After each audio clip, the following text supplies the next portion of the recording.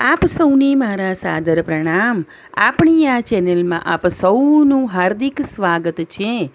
આજે આપણે શ્રીમદ્ ભગવદ્ ગીતાનો અધ્યાય 3 કર્મયોગ અને અધ્યાય 4 જ્ઞાન કર્મ સંન્યાસ યોગ સાંભળીશું. પહેલાં અધ્યાય 3 કર્મયોગ વિશે સાંભળીશું. શ્રી ગણેશાય નમઃ. અર્જુન બોલ્યા, હે જનાર્દન, જો તમે કર્મ કરતા જ્ઞાનને ચડિયાતું માનો છો તો પછી હે કેશવ, મને આ યુદ્ધરૂપી ભયાનક કર્મમાં કેમ જોડો છો? તમે ભળતા જેવા વચનોથી મારી બુદ્ધિને જાણે ભરમાવી રહ્યા છો. તો એવી એક વાતને નિશ્ચિત કરીને કહો કે જેનાથી હું કલ્યાણ પામું. શ્રી ભગવાન બોલ્યા, હે નિષ્પાપ, આ લોકમાં 2 પ્રકારની નિષ્ઠા મારા વડે પહેલાં કહેવાઈ ચૂકી છે. એમનામાંથી સાંખ્ય યોગીઓની નિષ્ઠા જ્ઞાનયોગ દ્વારા અને યોગીઓની નિષ્ઠા કર્મયોગ દ્વારા થાય છે. માણસ ન તો કર્મોનો આરંભ કર્યા વિના અર્થાત આચરણ કર્યા વિના નિષ્કર્મતાને એટલે કે યોગ નિષ્ઠાને પામી શકે છે કે ન તો કર્મોના કેવળ ત્યાગ માત્રથી સિદ્ધિ એટલે કે સાંખ્ય નિષ્ઠાને પામી શકે છે. ખરેખર કોઈ માણસ કદીએ ક્ષણ માત્ર પણ કર્મ કર્યા વિના નથી રહેતો, કેમ કે આખાય મનુષ્ય સમુદાયને પ્રકૃતિજનિત ગુણો વડે પરવશ થઈને કર્મ તો કરવું જ પડે છે. જે મૂળ બુદ્ધિનો મનુષ્ય સઘળી ઇન્દ્રિયોને હઠપૂર્વક ઉપરથી રોકીને મનથી તે ઇન્દ્રિયોના વિષયોનું ચિંતન કરતો રહે છે તે મિથ્યાચારી અર્થાત દંભી કહેવાય છે. પરંતુ હે અર્જુન, જે પુરુષ મન વડે ઇન્દ્રિયોને વશમાં કરી અનાસક્ત થઈને સઘળી ઇન્દ્રિયો દ્વારા કર્મયોગનું આચરણ કરે છે તે યોગી શ્રેષ્ઠ છે. આથી તું શાસ્ત્ર વિહિત સ્વધર્મરૂપી કર્તવ્ય કર્મ કર, કેમ કે કર્મ ન કરવા કરતાં કર્મ કરવું શ્રેષ્ઠ છે. તેમજ કર્મ ન કરવાથી તારો શરીર નિર્વાહ પણ સિદ્ધ નહીં થાય. યજ્ઞ નિમિત્તે કરવામાં આવતા કર્મો સિવાયના બીજા કર્મોમાં જોડાઈને જ આ મનુષ્ય સમુદાય કર્મોથી બંધાય છે.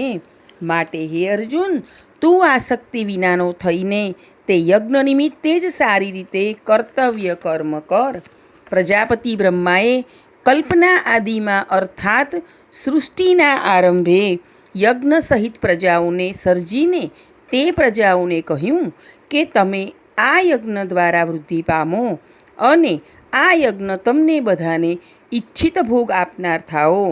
તમે બધા આ યજ્ઞ વડે દેવતાઓને ઉન્નત કરો અને તે દેવતાઓ તમને બધાને ઉન્નત કરે. આ પ્રમાણે નિસ્વાર્થ ભાવે એકબીજાને ઉન્નત કરતા રહીને તમે બધા પરમ કલ્યાણને પામશો.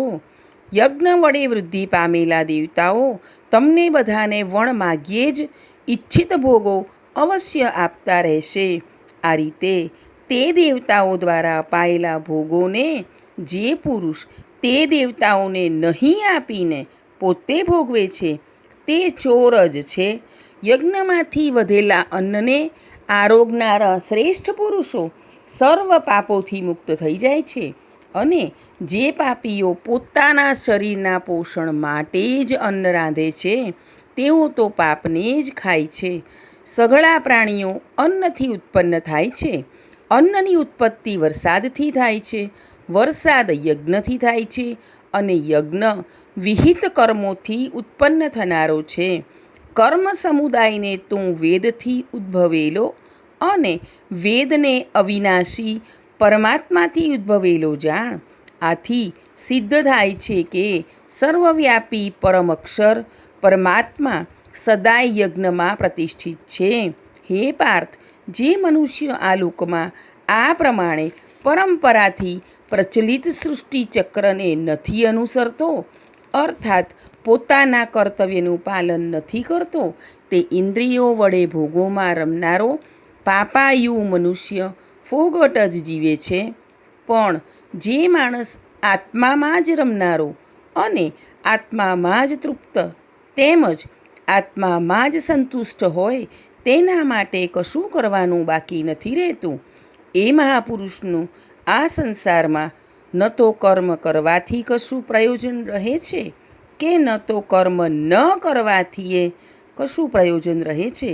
તેમજ સઘળા જીવો સાથે આ મહાપુરુષનો લેશ માત્ર પણ સ્વાર્થનો સંબંધ નથી રહેતો.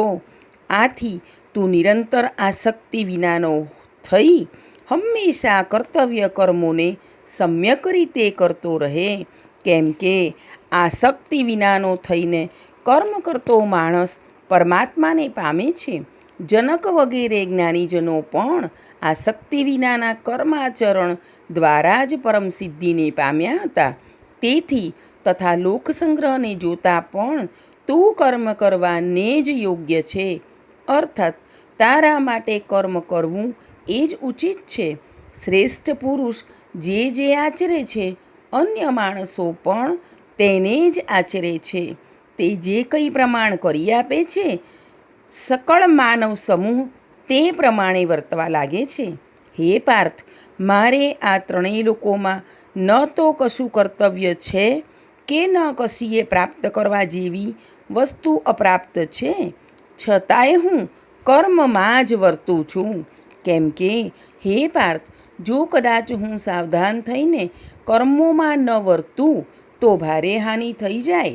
કારણ કે માણસો બધી રીતે મારા જ માર્ગનું અનુસરણ કરે છે. આથી જો હું કર્મ ન કરું તો આ બધા માણસો નષ્ટ ભ્રષ્ટ થઈ જાય અને હું શંકરપણાનો કરનાર બનું તથા આ આખી પ્રજાને નષ્ટ કરનારો બનું. માટે હે ભારત, કર્મમાં આસક્ત થયેલા અજ્ઞાનીજનો જે પ્રમાણે કર્મ કરે છે, આસક્તિ વિનાનો વિદ્વાન પણ લોકસંગ્રહની ઈચ્છા રાખતો તે જ પ્રમાણે કર્મ કરે. પરમાત્માના સ્વરૂપમાં અચળ ભાવે સ્થિત થયેલો જ્ઞાની પુરુષ શાસ્ત્ર વિહિત કર્મોમાં આસક્તિ રાખનારા અજ્ઞાનીઓની બુદ્ધિમાં ભ્રમ અર્થાત એ કર્મો પ્રત્યે અશ્રદ્ધા ન ઉપજાવે, પરંતુ પોતે શાસ્ત્ર વિહિત સગળા કર્મો સારી પેઠે કરતો રહી એમની પાસે પણ તે જ પ્રમાણે કર્મ કરાવે. વાસ્તવમાં સગળા કર્મો સર્વ પ્રકારે પ્રકૃતિના ગુણો વડે કરવામાં આવે છે. છતાં પણ અહંકાર દ્વારા મોહિત થયેલા અંતઃકરણનો અજ્ઞાની હું કરતા છું એમ માને છે. પણ હે મહાબાહો, ગુણ વિભાગ અને કર્મ વિભાગના તત્વને જાણનાર જ્ઞાનયોગી તો સમસ્ત ગુણો જ ગુણોમાં વર્તી રહ્યા છે એમ સમજીને એમનામાં આસક્ત નથી થતો. પ્રકૃતિના ગુણોથી અત્યંત મોહિત થયેલા મનુષ્યો ગુણોમાં અને કર્મોમાં આસક્ત રહે છે. એવા સંપૂર્ણપણે ન સમજનાર મંદબુદ્ધિના અજ્ઞાનીઓને સંપૂર્ણપણે જાણનાર જ્ઞાની વિચલિત ન કરે. મુજ અંતર્યામી પરમાત્મામાં પરોવાયેલા ચિત્ત દ્વારા સઘળા કર્મોને મારામાં સમર્પીને ઈચ્છા વિનાનો, મમત્વ વિનાનો અને સંતાપ વિનાનો થઈને તું યુદ્ધ કર. જે માણસો દોષ દ્રષ્ટિ વિનાના અને શ્રદ્ધાળુ બનીને મારા આ મતને સદાનુસરે છે તેઓ પણ સર્વ કર્મોથી છૂટી જાય છે. પણ જે માણસો મારામાં દોષારોપણ કરીને મારા આ મત અનુસાર નથી ચાલતા એ મૂર્ખાઓને તો તું સર્વ જ્ઞાનોમાં મોહિત અને નષ્ટ થયેલા જ સમજ. સર્વ પ્રાણીઓ પ્રકૃતિને પામે છે, એટલે કે પોતાના સ્વભાવને વશ થઈને કર્મો કરે છે. જ્ઞાની પણ પોતાની પ્રકૃતિ અનુસાર ચેષ્ટા કરે છે. એમાં કોઈનો દુરાગ્રહ શું કરવાનો? ઇન્દ્રિયના અર્થમાં એટલે કે પ્રત્યેક ઇન્દ્રિયના વિષયમાં રાગ અને દ્વેષ છુપાઈને રહેલા છે. માણસે એ બંનેને વશ ન થવું, કેમ કે તે બંને એના કલ્યાણ માર્ગમાં વિઘ્નો ઊભા કરનારા મહાશત્રુઓ છે. સારી રીતે આચરવામાં આવેલા અન્યના ધર્મ કરતાં ગુણ વિનાનો હોવા છતાં પણ પોતાનો ધર્મ ઘણો ચડિયાતો છે. પોતાના ધર્મમાં તો મરવું પણ કલ્યાણકારી છે, જ્યારે અન્યનો ધર્મ તો ભયપ્રદ છે. અર્જુન બોલ્યા, હે કૃષ્ણ, તો પછી આ માણસ પોતે ન ઈચ્છતો હોવા છતાં પણ પરાણે જોડ્યો હોય તેમ કોનાથી પ્રેરાઈને પાપનું આચરણ કરે છે? શ્રી ભગવાન બોલ્યા, રજોગુણમાંથી ઉદ્ભવેલો આ કામ જ ક્રોધ છે. આ ઘણું ખાનારો એટલે કે ભોગોથી કદી ન ધરાતો અને મહાપાપી છે. આને જ તું આ બાબતમાં વેરી જાણ. જેમ ધુમાડાથી અગ્નિ અને મેલથી દર્પણ ઢંકાઈ જાય છે, તથા જેમ ઓરથી ગર્ભ ઢંકાયેલો રહે છે, તેમજ એ કામ વડે આ જ્ઞાન ઢંકાયેલું રહે છે. હે કૌંતેય, આ અગ્નિની પેઠે કદી પૂર્ણ ન થનારા કામરૂપી જ્ઞાનીઓના નિત્ય વેરી વડે માણસનું જ્ઞાન ઢંકાયેલું છે. ઇન્દ્રિયો, મન અને બુદ્ધિ એ સર્વ આનું રહેઠાણ કહેવાય છે. આ કામ, આ મન, બુદ્ધિ અને ઇન્દ્રિયો દ્વારા જ જ્ઞાનને ઢાંકી દઈને જીવાત્માને મોહિત બનાવે છે. માટે હે ભરતવંશીઓમાં શ્રેષ્ઠ, તું પહેલાં ઇન્દ્રિયોને વશમાં કરીને જ્ઞાન અને વિજ્ઞાનનો નાશ કરનાર આ મહાપાપી કામને અવશ્ય બળપૂર્વક હણી નાખ. ઇન્દ્રિયોને સ્થૂળ શરીર કરતાં પર અર્થાત શ્રેષ્ઠ બળવાન તેમજ સૂક્ષ્મ કહે છે. આ ઇન્દ્રિયો કરતાં મન પર છે, મન કરતાં એ બુદ્ધિ પર છે, અને જે બુદ્ધિ કરતાં પણ સાવ પર છે તે આત્મા છે. આ પ્રમાણે બુદ્ધિ કરતાં પર એટલે કે સૂક્ષ્મ બળવાન અને ઘણા શ્રેષ્ઠ આત્માને ઓળખીને અને બુદ્ધિ વડે મનને વશ કરીને હે મહાબાહો, તું આ કામરૂપી દુર્જય શત્રુને હણ. અહીં કર્મયોગ નામનો 3જો અધ્યાય પૂર્ણ થાય છે. બોલો જગદગુરુ શ્રી કૃષ્ણ ભગવાનની જય. હવે અધ્યાય 4 જ્ઞાન કર્મ સંન્યાસ યોગ કરીશું. શ્રી ભગવાન બોલ્યા, આ અવિનાશી યોગ મેં સૂર્યને કહ્યો હતો. સૂર્યે પોતાના પુત્ર વૈવસ્વત મનુને કહ્યો, અને મનુએ પોતાના પુત્ર રાજા ઇક્ષ્વાકુને કહ્યું.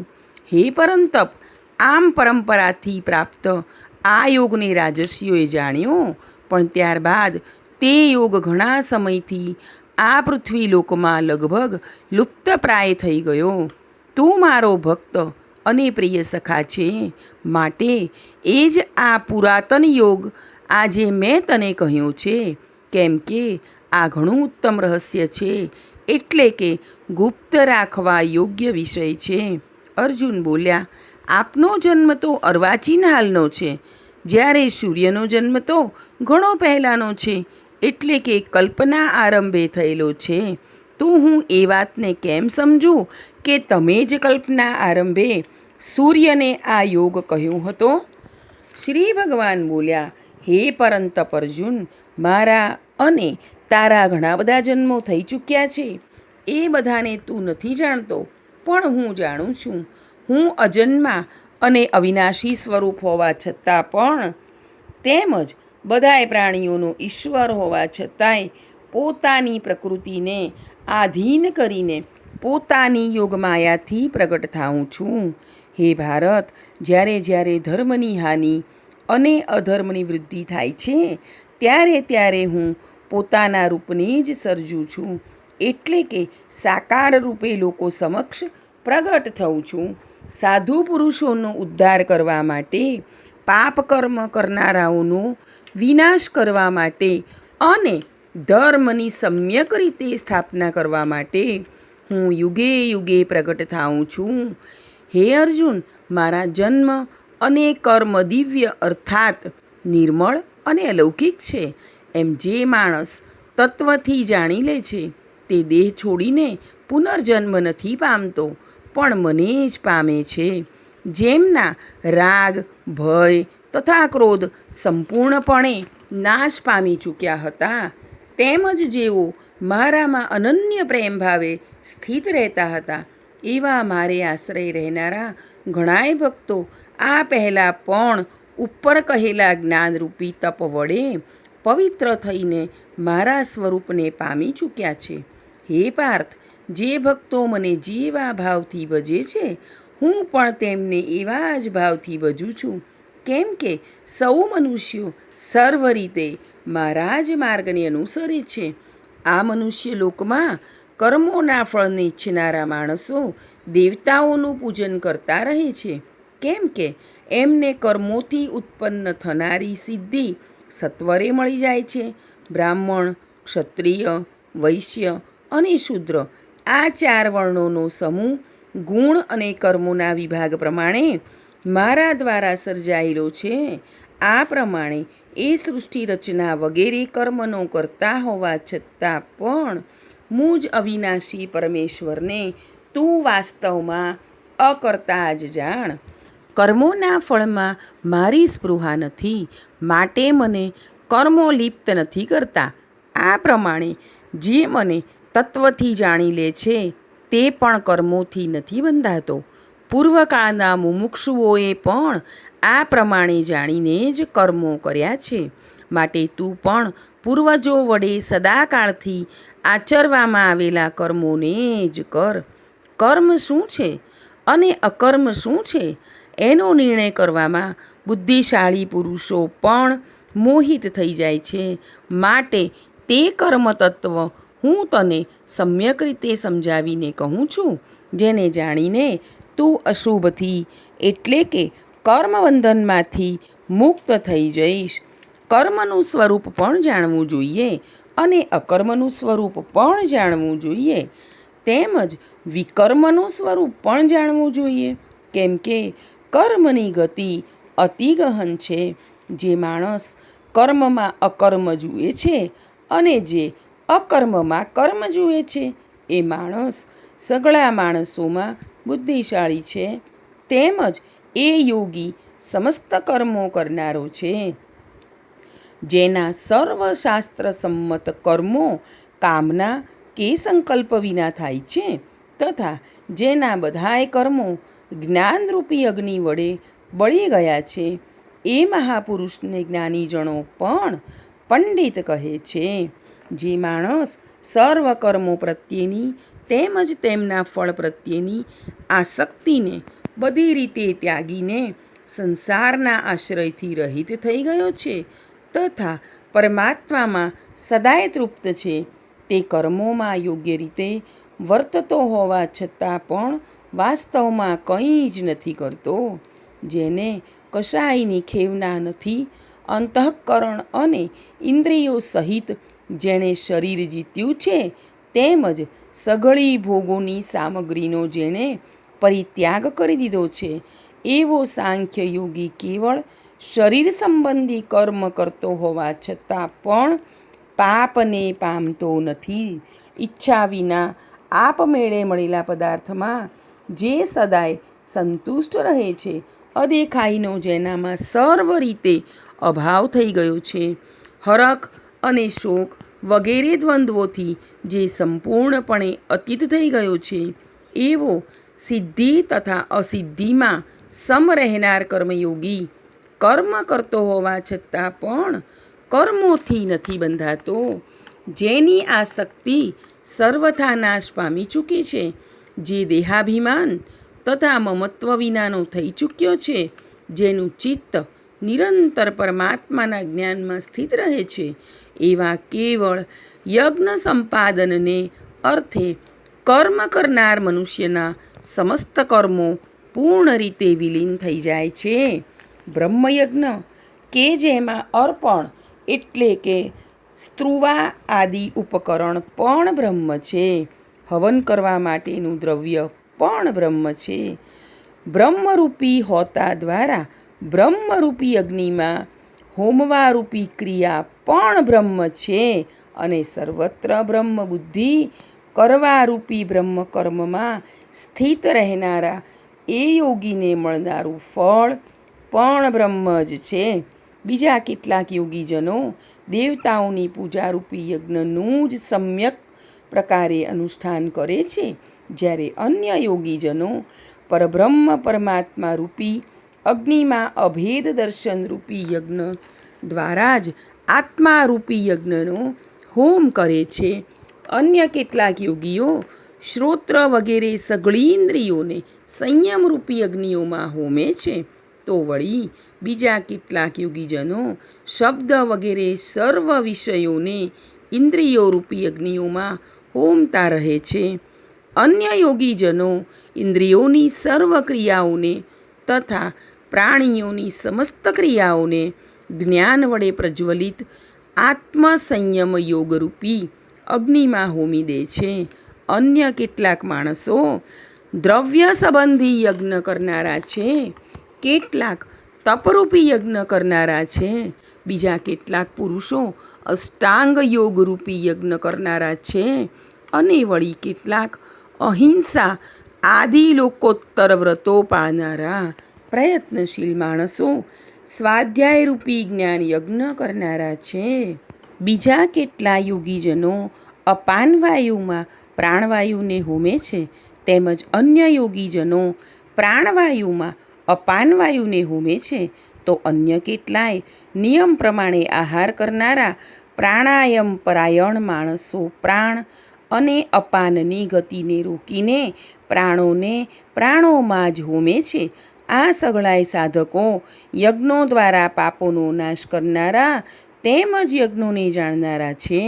હે કુરુશ્રેષ્ઠ, યજ્ઞમાંથી બચેલા અમૃતનો અનુભવ કરનારા યોગીજનો સનાતન પરબ્રહ્મ પરમાત્માને પામે છે, જ્યારે યજ્ઞ ન કરનાર માણસ માટે તો આ મનુષ્યલોક પણ સુખદાયક નથી, તો પરલોક ક્યાંથી સુખદાયક હોય? આવા બીજા પણ અનેક જાતના યજ્ઞો વેદની વાણીમાં વિસ્તારથી કહેવાયેલા છે. એ સર્વેને તું મન, ઇન્દ્રિયો અને શરીરની ક્રિયા દ્વારા સંપન્ન થનારા જાણ. આ પ્રમાણે તત્વથી જાણીને એમના અનુષ્ઠાન દ્વારા તું કર્મબંધનથી પૂર્ણ રીતે છૂટી જઈશ. હે પરંતપ, દ્રવ્યમય યજ્ઞની અપેક્ષાએ જ્ઞાન યજ્ઞ ઘણો ચડિયાતો છે, તથા હે પાર્થ, સઘળા કર્મો જ્ઞાનમાં સમાપ્તિને પામે છે. એ જ્ઞાનને તું તત્વદર્શી જ્ઞાનીજનો પાસે જઈને જાણી લે. એમને યોગ્ય રીતે દંડવત પ્રણામ કરવાથી, એમની સેવા કરવાથી, તેમજ કપટ છોડીને સરળ ભાવે પ્રશ્ન પૂછવાથી પરમાત્મ તત્વને બરાબર ઓળખનારા એ જ્ઞાની મહાત્માજનો તને એ તત્વજ્ઞાનનો ઉપદેશ આપશે, જેને જાણ્યા પછી ફરીથી તું આ રીતે મોહને નહીં પામે. તેમજ હે પાંડુપુત્ર, જે જ્ઞાનથી તું સમગ્ર ભૂતોને નિઃશેષ ભાવે પહેલાં પોતાનામાં અને પછી મુજ સચ્ચિદાનંદ ધન પરમાત્મામાં જોઈશ. જો તું બીજા સમસ્ત પાપીઓ કરતાં પણ વધારે પાપ કરનાર હોય તો પણ તું જ્ઞાનરૂપી નાવડા દ્વારા નિઃસંદેહ આખા પાપ સાગરને સારી રીતે પાર કરી જઈશ. કેમ કે હે અર્જુન, જે રીતે ભડભડતો અગ્નિ ઘણા બધા ઈંધણોને ભસ્મીભૂત કરી નાખે છે, તે જ રીતે જ્ઞાનરૂપી અગ્નિ સમગ્ર કર્મોને ભસ્મીભૂત કરી નાખે છે. માટે આ સંસારમાં જ્ઞાનના જેવું પવિત્ર કરનારું નિઃસંદેહ બીજું કશું જ નથી. એ જ્ઞાનને ઘણા સમય સુધી કર્મયોગના આચરણ દ્વારા શુદ્ધાંતઃકરણ થયેલો માણસ આપમેળે જ આત્મામાં પામે છે. જીતેન્દ્રિય, સાધન પરાયણ અને શ્રદ્ધાવાન માણસ જ્ઞાનને પામી જાય છે, અને જ્ઞાનને પામીને એ વિના વિલંબે તત્કાળ જ ભગવત પ્રાપ્તિરૂપી પરમ શાંતિને પ્રાપ્ત થઈ જાય છે. પણ વિવેકહીન, અશ્રદ્ધાળુ તેમજ સંશયગ્રસ્ત માણસ પરમાર્થથી નિશ્ચિતપણે ભ્રષ્ટ થઈ જાય છે. આવા સંશયગ્રસ્ત મનુષ્ય માટે ન આલોક છે, ન તો પરલોક, કે ન સુખ. હે ધનંજય, જેણે કર્મયોગના આચરણ દ્વારા સમગ્ર કર્મો પરમાત્મામાં અર્પી દીધા છે, તથા જેણે વિવેક વડે સકળ સંશયોનો નાશ કરી દીધો છે, એવા વશ કરેલ અંતઃકરણના પુરુષને કર્મો નથી બાંધતા. માટે હે ભરતવંશી, તું હૃદયમાં રહેલા આ અજ્ઞાનજનિત પોતાના સંશયને વિવેક જ્ઞાનરૂપી તલવાર વડે છેદીને સમત્વરૂપ કર્મયોગમાં સ્થિત થઈ જા, અને યુદ્ધ માટે ઊભો થઈ જા. અહીં જ્ઞાન કર્મ સંન્યાસ યોગ નામનો ચોથો અધ્યાય પૂર્ણ થાય છે. બોલો શ્રી જગદગુરુ શ્રી કૃષ્ણ ભગવાનની જય. આગળના અધ્યાય સાંભળવા માટે આપણી આ ચેનલને લાઈક, શેર અને સબસ્ક્રાઈબ કરજો. આપ સૌ હંમેશા ખુશ રહો તેવી પ્રભુ પાસે પ્રાર્થના.